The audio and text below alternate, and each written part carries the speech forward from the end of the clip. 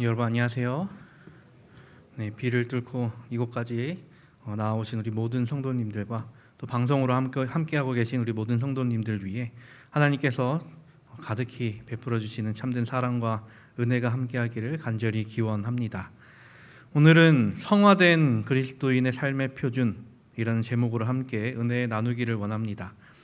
하나님의 말씀 요한복음 3장 27절부터 30절에 있는 말씀을 함께 보시겠습니다. 요한복음 3장 27절부터 30절까지 있는 말씀 제가 봉독해 올릴 때에 눈으로 함께 따라 읽어주시기 바랍니다. 요한복음 3장 27절부터에 있는 말씀입니다. 요한이 대답하여 가로되 만일 하늘에서 주신 바 아니면 사람이 아무것도 받을 수 없느니라. 나의 말한 바 나는 그리스도가 아니요 그의 앞에 보내심을 받은 자라고 한 것을 증거할 자는 너희니라. 신부를 취하는 자는 신랑이나 서서 신랑의 음성을 듣는 친구가 크게 기뻐하나니 나는 이러한 기쁨이 충만하였노라. 그는 흥하여야 하겠고 나는 쇠하여야 하리라 하니라. 아멘. 우리가 살아가는 지금 이 세상 사람들이 중요하게 생각하는 것을 두 단어로 표현하자면 하나는 가치이며 하나는 경험입니다. 그런데 이것이 누구와 관련된 가치이며 누구와 관련된 경험인가를 놓고 보면 우리가 잘 알듯 개인이라는 것입니다. 나라는 사람에게 있어서의 가치 그리고 경험인 것이죠. 그래서 요즘 사용되고 있는 말이 있습니다. 토핑 경제라는 말이 있죠. 사람들은 세상에 있는 80에서 90% 완성된 상품에 자신만의 취향을 더해 이 개성을 표현하는 소비 형태를 띄어갑니다.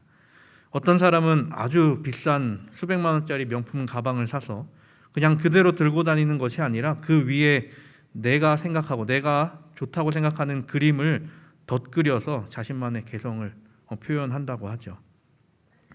이처럼 세상은 개인 중심, 나를 더 돋보이게 하는, 나를 더 특별하게 하는 무언가를 원하는 시대입니다. 이것을 더 사람들에게 더 많은 관심을 갖게 한 것은 SNS라고 하죠. 소셜 네트워크를 통해 자신을 더 드러내게 됩니다. 그런데 과연 이 행동이 지금만 그러했을까요? 옛날에는 수단이 없어서 못했을 뿐이지 가능만 했다면 정말 많은 사람들이 이와 같은 행동을 했었을 것입니다. 사람들이 자신을 좋아하는 것을 싫어하는 일은 없기 때문이죠. 그런데 오늘 어떤 한 사람, 자신보다 다른 누군가를 더 생각했던 한 인물을 보려고 합니다. 침례 요한이라는 한 사람에 대해 또 그의 성품에 대해 알아보려고 합니다. 침례 요한, 그는 어떤 사람이었을까요? 우리는 이미 성경을 여러 번 읽었고 여러 설교와 이야기를 통해 이 사람이 어떤 사람인지 잘 알고 있죠. 그리스도를 예비하는 자, 구약의 마지막 선지자 등 그가 맡은 일에 대해 우리는 잘 알고 있습니다. 근데 저는 이 사람에 대해서 이렇게 표현하고자 합니다. 성화된 그리스도인의 삶의 표준. 성경에는 아주 많은 인물들이 나옵니다. 그 중에는 선한 사람으로 표현되는 인물도 있고 악한 사람으로 표현되는 인물도 있습니다. 그리고 누군가는 하나님께 쓰임받는 종이 있는가 하면 하나님으로부터 벌을 받는 사람도 있었습니다. 히브리서 11장 우리가 잘 아는 말씀을 보면 믿음의 선조들에 대해 이야기하는 것을 우리는 볼 수 있죠. 그런데 예수님의 초림 이후로도 여러 사도와 많은 성도가 자신들의 그 믿음을 지켜 행했습니다. 그 많은 믿음의 사람 중 표준이 될 만한 사람을 꼽자면 그가 바로 침례 요한이라고 저는 생각하고 있습니다. 그도 그럴 것이 예수님께서 이 침례 요한에 대해 어떻게 표현하셨는가 하면 선지자보다 더 나은 자, 여자가 낳은 자 중에 이보다 큰 이가 일어남이 없다라고 하시기도 하셨죠. 세상의 눈으로서 침례 요한이라는 사람을 본다면 저 사람이 뭐가 그렇게 대단한 사람이야. 그가 입고 있던 옷 좋은 옷 아니었고 그가 먹는 음식 좋은 것이 아니었고 그가 살아가는 환경 전혀 좋은 것이 아니었죠. 누군가는 뭐 그런 거지 같은 삶을 살아, 이런 비루한 삶을 살아라고 할 수 있었을 것입니다. 이 사람의 태생을 보면 제사장의 아들로서 어찌 보면 기득권을 가지고 살아갈 수 있는 사람이었습니다. 또 제사장의 아들이 아니라도 이 사람을, 이 침례 요한을 따르던 많은 사람들이 있었기 때문에 이들을 통해 무언가를 이룰 수 있지 않을까라는 생각이 들 수 있는 사람이죠. 그런 그였지만 헤롯이라는 왕에 의해 당한 것을 보았을 때 그의 말로는 세상의 눈으로 봤을 때 비참하다, 허망해 보인다 생각했을 것입니다. 하지만 침례 요한은 그리스도인이 할 수 있는 모든 사역을 했던 사람이었습니다. 그는 그리스도를 예비한 자였고 또 그리스도께 침례를 베푼 자였으며 결국 천국 복음을 전하다가 옥에서 고난을 당하고 순교까지 했던 사람이었습니다. 보통의 수많은 그리스도인이라면 이 모든 것 중 하나도 경험하기 힘들죠. 그런데 이 모든 것을 제외하더라도 그의 삶을 표현하자면 의로운 삶이었다라는 것입니다. 오늘 이 시간 우리가 이 침례 요한이 살았던 그 성화된 삶을 함께 살피면서 함께 은혜를 나누어 보려고 합니다. 성경의 말씀을 통하여 참된 그리스도인의 삶에 대해 다시 한번 생각하게 되는 이 시간이 되기를 바랍니다. 침례 요한의 삶, 성화된 삶을 우리가 이 사람을 통해 살펴봤을 때 가장 먼저 볼 수 있는 것은 그는 무언가를 버리는 삶을 살았다는 것입니다. 화이트 선지자는 침례 요한에 대해서 이렇게 이야기하고 있습니다. 시대의 소망 178페이지. 침례 요한이 국민에게 미친 영향은 한때는 관원들, 제사장들, 방백들의 가마보다 더 컸다. 만일 그가 자신을 메시아라고 선언하고 로마에 항거하는 반란을 일으켰다면 제사장들과 백성들이 그의 깃발 아래로 뭉쳤을 것이다. 사단은 세상의 정복자들의 야심에 호소하는 온갖 수단을 침례 요한에게 강요하기 위하여 준비하고 있었다. 그러나 그는 자신의 능력의 증거를 앞에 두고도 그 화려한 매수를 단호하게 거절하였다. 그는 자신에게 집중된 사람들의 주의를 다른 분에게로 향하게 하였다. 침례 요한의 영향력은 실로 대단했습니다. 오랜 암흑기 속에서 나타난 존재로서 많은 사람들로부터 지지를 받았던 사람이었죠. 로마의 압제, 종교 지도자들의 타락 속에서 천국을 이야기하는 사람, 그리고 인품이 아주 바른 사람이었습니다. 화이트 선지자의 이 글을 읽었을 때 이 사람이 마음만 먹었다면 봉기를 일으킬 수도 있었다는 것이죠. 하지만 요한은 그런 마음을 조금도 갖고 있지 않았습니다. 요한이 버렸던 것이 매우 많지만 제일 버리기 힘들었던 것이 아마 자아였을 것입니다. 이 세상의 사람은 누구나 최후에는 결국 자기 자신만 생각하기 마련이기 때문이죠. 무엇보다 내가 가장 중요하며 나를 가장 먼저 생각하기 나름입니다. 내가 조금만 아파도 세상에서 제일 아픈 것 같다고 이야기합니다. 내가 조금만 잘나도 세상에서 내가 제일 잘난 것 같다고 생각하기도 합니다. 내 몸이 가장 중요하고 내 마음이 가장 중요한 것이 인간이지요. 내가 아플 때 누군가 알아줬으면 좋겠고 내가 잘 됐을 때 또한 누가 알아줬으면 합니다. 그래서 여기서 오는 괴리감 같은 것도 있죠. 다른 누군가가 아프다고 했을 때 그 사람에게는 걱정을 내비치고 혹시 내가 경험한 아픔이면 그 아픔 공감한다고 이야기합니다. 하지만 속으로는 누군가는 별것도 아닌데 왜 그렇게 유난이냐라고 생각할 수도 있는 생각을 하는 사람도 있죠. 남이 느끼는 고통을 나도 똑같이 느낄 수 있느냐 하면 그것은 정말 어려운 일입니다. 제가 군대에 있을 때의 일입니다. 육군은 대부분 여름에 유격 훈련을 받습니다. 그 유격 훈련 가운데 이 화생방 훈련도 포함되어 있습니다. 이 훈련소에서는 이 화생방 훈련을 한번 체험을 하긴 하지만 유격 훈련 중에 받는 화생방 훈련은 제가 경험했던 화생방 훈련은 우선 방독면을 쓰고 그 가스실에 들어갔다가 마스크를 벗고 나오는 훈련이었습니다. 이 가스실에는 이제 CS 가스라고 불리는 최루가스가 가득 차 있습니다. 여기에 뭐 한 개 분대, 한 개 소대가 들어갔다 나오는 것이죠. 근데 이제 들어갔다 나오는 사람들을 보면 반응이 참 여러 가지로 나뉩니다. 이것을 처음 계급이 낮아서 이것을 처음 받는 사람은 뭐 기침에 눈물에 콧물에 뭐 온갖 구멍에 나올 수 있는 건 다 나올 것 같으면서 죽을 것 같다라면서 표현하면서 뛰쳐나옵니다. 근데 몇 번 받아본 사람은 이제 숨을 또 잘 참아서 가스를 안 마시고 나오니까 좀 맵네 하면서 나오기도 하죠. 이제 선임 병사들은 이제 경험을 몇 번 해보다 보니까 이제 훈련을 받는 노하우가 있기 때문에 쉽게 나오지만 이 계급이 얼마 안 된 병사들은 그렇지 못한 경우가 허다하죠.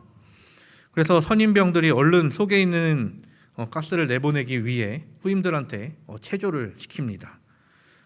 허우적허우적하면서 공기와 마찰해서 그 가스가 몸에 있는 묻어있는 가스를 좀 털어내길 원했던 것이죠. 근데 이제 정신이 없는 후임병들은 나 죽겠다고 하면서 뒹굴뒹굴 거리면서 눈물 콧물 쏟아내고 있는 것이었습니다. 후임병들은 지금 당장 내가 죽을 것 같은데 선임들은 왜 나한테 체조를 시키느냐라는 생각을 했던 것입니다. 선임병들은 알죠. 저러고 있어봤자 나아지는 거는 없고 더 힘든데 쟤는 왜 저기서 뒹굴거리고 있느냐. 나의 입장에서 봤을 때는 나의 입장에서 다른 사람을 봤을 때는 이해하기가 쉽지 않다는 것이죠.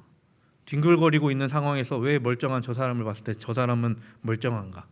멀쩡한 사람에서 봤을 때 저 뒹굴거리는 애는 왜 내가 편한 방법을 알려주는데 왜 저러고 있나?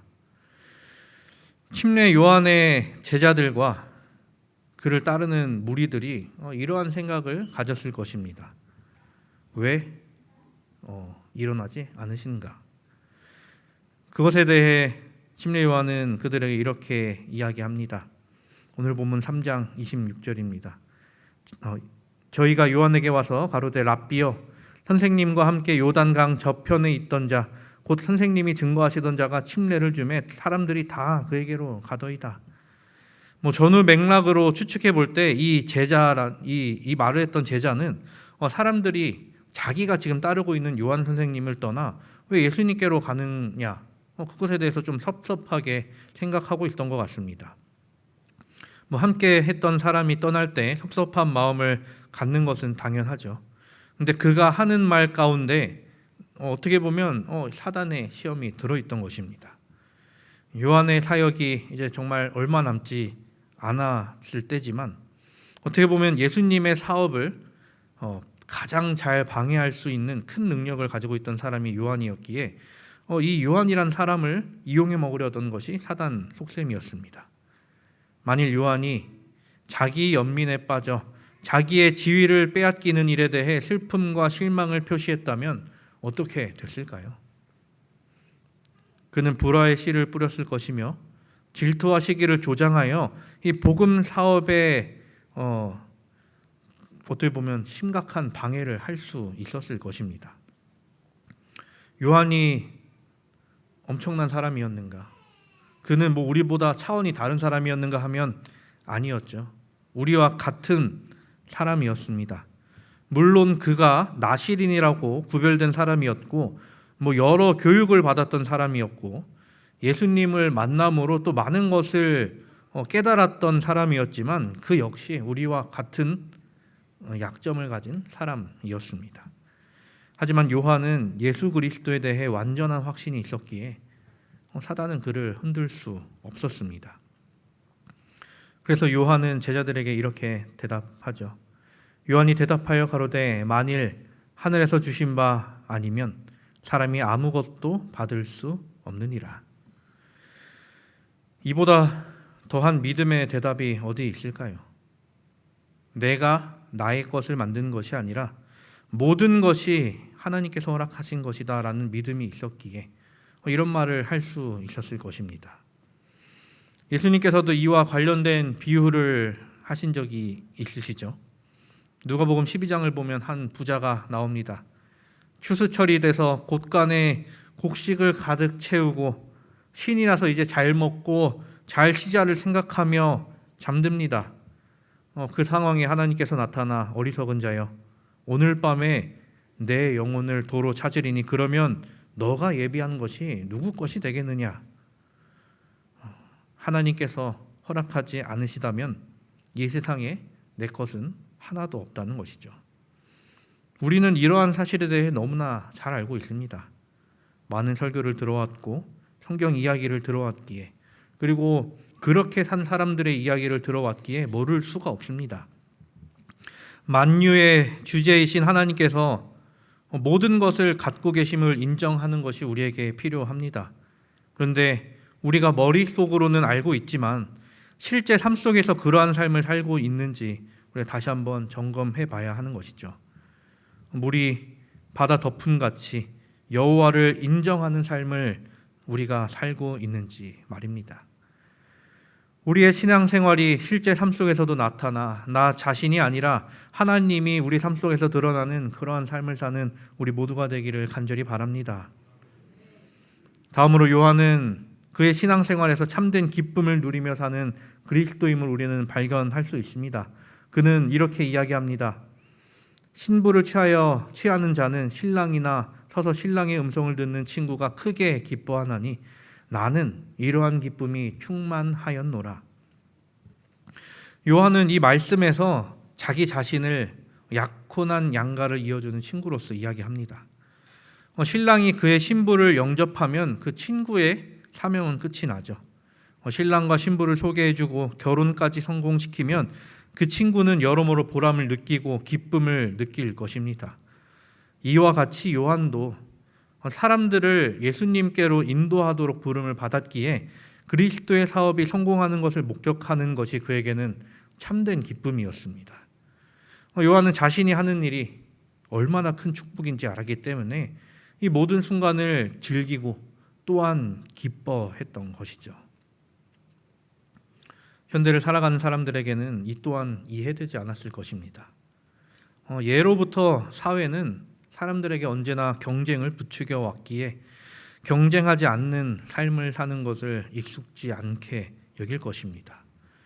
사람들은 경쟁이라는 것을 통해 자신이 하고 있는 행동에 의미를 부여하고 그 경쟁에서 이겼을 때를 보람으로 여기며 살아가죠.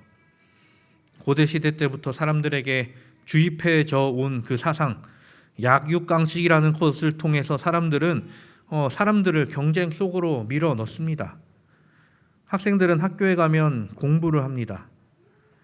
배우기 위해 학교를 가지만 그 학생들을 평가해서 등급을 매기죠. 예전에는 이 절대 평가라고 해서 그 사람의 등급을 5개 정도로 나눴었죠. 수, 우, 미, 양가. 그 뜻들은 정말 좋은 뜻들이죠. 빼어날 수, 우수할 우, 아름다울 미, 좋을 양, 가능성 있을 가. 그런데 제가 고등학교에 올라가면서 이것이 상대평가로 바뀌면서 등수를 쫙 나열하고 이것을 퍼센트로 끊으면서 너는 1등급, 너는 2등급, 저 끝에 있는 사람은 9등급 이렇게 쭉 나눴습니다. 제가 고등학교를 입학하면서 생겼던 거라 사람들이 저희 동기들은 굉장히 불만을 가졌었습니다. 이 반발한 학생들이 시위하자고 모여라를 외치기도 했었죠. 몇 명 안 모이긴 했지만 결국 나 할 것 하면 되는 것 아니냐, 이런 생각이었던 것 같습니다. 여전히 제가 고등학교를 졸업한 지 한참이 지났지만 여전히 학생들은 친구들과 경쟁을 하면서 살아갑니다. 배우러 학교에 갔지만 경쟁을 해야 되죠. 물론 공부를 열심히 한 학생은 그에 대한 보상을 받아야 하는 것이 마땅합니다. 하지만 이러한 삶이 학교에서 잠깐 보내고 끝나는 것이 아니라 이 사회에 나와서도 대학을 다니고 대학에서 졸업하더라도 계속되어야 한다는 것이 정말 슬플 뿐인 것이죠. 새천사의 기별 중 셋째 천사의 말처럼 사람들은 밤낮 쉼을 얻지 못한 채 살아가고 있습니다. 참된 기쁨도 모르고 참된 안식도 얻지 못하며 살아가는 것이죠. 끊임없이 자신을 증명해야 하며 내가 여기 있어야 되는 이유를 그 사람들에게 보여줘야 하며 그렇게 자신의 입지를 넓히며 자신의 가치를 드러내 더 많은 것을 얻고자 합니다. 이것은 삶에서뿐만이 아니라 사람들이 이제 재미를 얻기 위해 모인 게임이라는 곳에서도 경쟁전이란 것을 만들어서 누구는 이기면 등급이 올라가고 지면 등급이 떨어진다라고 하죠. 즐거워지라고 스트레스 풀라고 만든 게임에서 사람들은 등급을 올리려고 눈에 불을 켜고 달려듭니다. 지면 화를 내고 이기면 상대방을 조롱하고 그렇게 등급이 떨어지면 다시 등급을 올리기 위해 또 밤을 새우면서 게임을 한다고 하죠. 그렇게 사람들은 쉬는 법을 잊은 것처럼 살아가고 있습니다. 경쟁에 치여 살아가지만 경쟁이 싫다라고 하지만 경쟁 없이는 살 수 없는 몸이 되어버린 세상 그리고 사람들. 그 경쟁의 끝에는 무엇이 있습니까? 우리의 삶의 목표는 우리가 얼마나 위대하고 성공적인 삶을 살았느냐에 있지 않죠. 우리의 삶에 예수 그리스도가 나타난다면 그것이 정말 성공한 삶일 것입니다. 그래서 침례 요한은 이렇게 이야기합니다. 그는 흥하여야 하겠고 나는 쇠하여야 하리라. 우리가 하나님의 나라의 백성으로 살 때, 우리를 통해 하나님의 나라가 확장될 때, 그때에 우리의 삶이 가장 위대한 삶이 될 것입니다. 이것이 이 세상의 파괴적인 경쟁 의식을 넘어서는 유일한 길이 될 것입니다. 우리의 삶의 목표가 예수님께서 더욱 흥하여지는 것이 될 때 우리는 서로를 경쟁 상대가 아니라 협력자가 되어 서로를 귀하게 여기게 될 것입니다. 와이스 선지자는 우리에게 이렇게 이야기합니다. 요한은 믿음으로 구속주를 바라봄으로 자기 희생의 경지에 도달했다. 그는 사람들의 이목을 자기 자신에게 이끌려 하지 않고 그들의 생각을 더욱더 높이 끌어올려 하나님의 어린 양을 주시하도록 하였다. 요한 자신은 목소리, 곧 광야에 외치는 소리에 불과하였다. 이제 그가 침묵과 은퇴를 기꺼이 받아들이는 것은 모든 사람의 눈이 생명의 빛 대신 이에게 향하도록 하기 위함이었다. 내가 나를 높이기 위해 부단히 노력해도 나를 싫어하는 사람은 여전히 존재하고 나를 공격하는 사람은 계속해서 늘어날 것입니다. 하지만 내가 예수 그리스도를 높일 때 예수께서 또한 우리를 높이실 것입니다. 사랑하는 우리 성도 여러분, 우리의 삶이 성화된 삶을 향하여 나아가게 되기를 간절히 바랍니다. 정말 단 하루라도 이 죄된 삶이 아니라 의로운 침례 요한과 같은 삶을 살아보는 것이 우리의 꿈이 되기를 바랍니다. 하지만은 꿈과는 반대로 눈 뜨고 물을 마시고 밥을 먹는 것을 넘어 숨 쉬는 것조차 이 죄인의 삶을 사는 것이 나 자신임을 발견할 때 더 부끄러움을 느끼게 되죠. 하지만 그러한 저조차도 사랑하신다고 말씀하시는 예수 그리스도 덕분에 또 살아가는 나를 발견할 수 있습니다. 그래서 언제나 예수 그리스도의 사랑을 간구하는 기도, 나 자신을 내려놓기 위한 기도를 끊임없이 드려야 하겠지요. 화이트 선지자는 우리에게 또 이렇게 권면합니다. 즐겨 자아를 비울 때에만 우리는 하늘의 빛을 받을 수가 있다. 우리가 만일 우리의 모든 생각을 사로잡아 그리스도께 복종시키기로 동의하지 않는 한 우리는 하나님의 품성을 식별할 수도 없고 믿음으로 그리스도를 받아들일 수도 없다. 이렇게 행하는 모든 사람에게 성령이 한량없이 주어진다. 그리스도 안에는 신성의 모든 충만이 육체로 거하시고 너희도 그 안에 충만하여 졌다. 우리 모두가 하늘의 빛으로 변화된 삶을 향해 나아가며 또 변화되기를 간절히 바랍니다. 세상 사람과 세상에서 주는 또 혹은 다른 사람들의 칭찬으로 인해 기뻐하는 삶이 아니라 하나님께서 우리에게 주시는 칭찬을 바라며 그에 합당한 삶을 사는 우리 모두가 되기를 간절히 바랍니다. 항상 하나님을 더욱 의지하고 예수 그리스도의 손을 붙들고 나아가며 성령 하나님께서 함께하여 주시는, 그리고 그를 통해 빛을 누리는 우리 모두가 되기를 간절히 바라며 말씀을 마치도록 하겠습니다.